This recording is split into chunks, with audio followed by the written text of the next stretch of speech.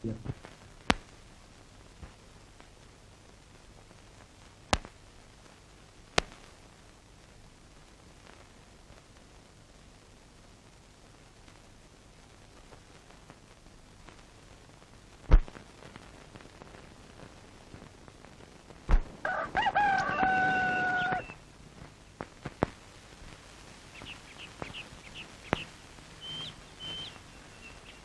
ఎంత అయింది బాబాయ్? ఈ పాటికి మొదలయ్యే ఉంటుందిరా. నీ భార్య ప్రవర్తన మంచిది కాదని భావించి ఆమెను దారుణంగా హత్య చేసిన కారణంగా నిన్ను ఇండియన్ పీనల్ కోడ్ సెక్షన్ 302 అనుసరించి ఉరితీస్తున్నాం. నాన్న నిజంగా అమ్మని చంపాడా బాబాయ్? లేదురా, మీ నాన్న నిర్దోషి. నీ ఆఖరి కోరిక ఏమైనా ఉందా? ప్రాణం పోయే ఆఖరి క్షణంలో ఆ దేవుడితో పాటు ప్రపంచమంతా వినిపించేలా గొంతు చించుకుని అరుస్తాను. విందురు కాని ఆ హత్య చేసింది నేను, దేవతలాంటి మీ అమ్మను చంపింది నేనురా. బాబాయ్ అవునరా, కామంతో కళ్ళు మూసుకుపోయి ఒంటరిగా ఉన్న మీ అమ్మను లొంగ తీసుకోవాలనుకున్నాను.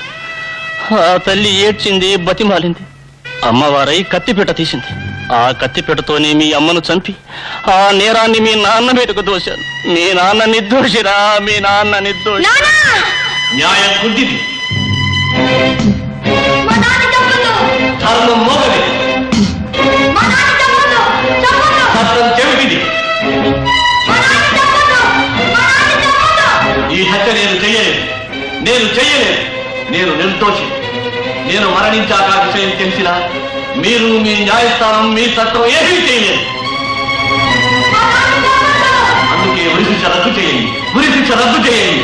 అదే నా ఆఖరి కోరిక. అదేనా?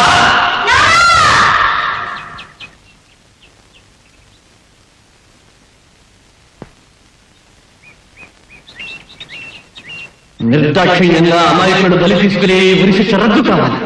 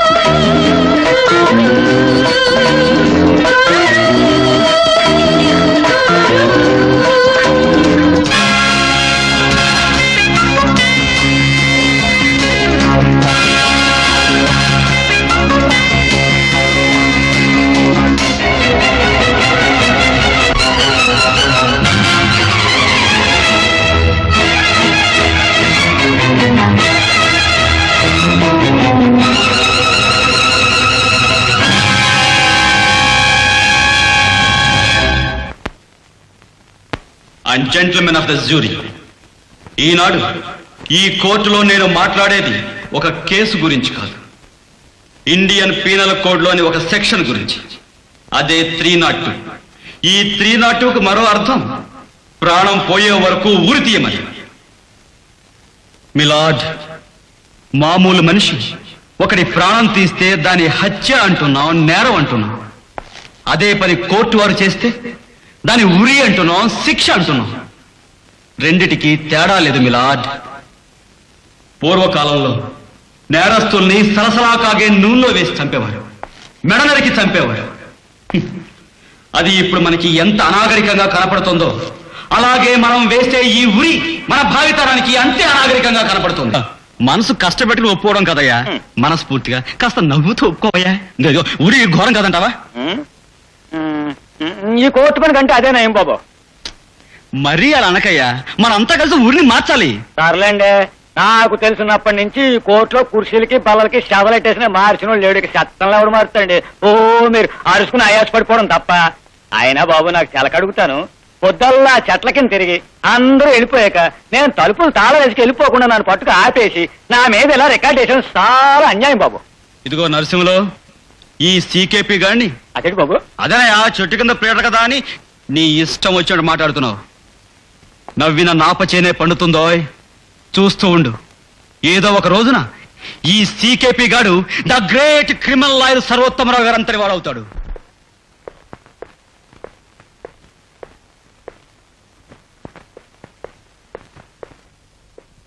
నమస్కారం సార్. ఎడ్జర్నమెంట్సా? నమస్కారం సార్. ఎడ్జర్నమెంట్సా? చిత్తం. ఎల్లుండి పార్టీకి అందరికి ఇన్విటేషన్లు పంపించేశావా? ఇన్విటేషన్లు చిత్తం చిత్తం. ఢిల్లీ నుంచి సెంట్రల్ మినిస్టర్ చిరంజీవి గారు వస్తున్నారు. గెస్ట్ హౌస్ లో దిగుతున్నారు. నువ్వు సైకిల్ మీద వెళ్ళి ఇన్విటేషన్ ఇవ్వాలి. ఢిల్లీ నుంచి మంత్రి గారు సైకిల్ మీద వచ్చేస్తున్నారన్నమాట. ఇప్పుడు నన్ను ఏం చేయమన్నారు? మంచి టైం చూసి నన్ను తగలెట్టాయి. నీ చెముడు సంతకెళ్ళా. ఇప్పుడే వెళ్ళమన్నారా సంతకి? ఓరి చెమిటి మహానుభావా, చిరంజీవి గారికి ఇన్విటేషన్ ఇవ్వాలి. చిత్తం చిత్తం పంపిస్తాను. చిరంజీవికి? చిరంజీవికి ఇన్విటేషన్ అది పంపించు. Sir post. అయితే నాకే.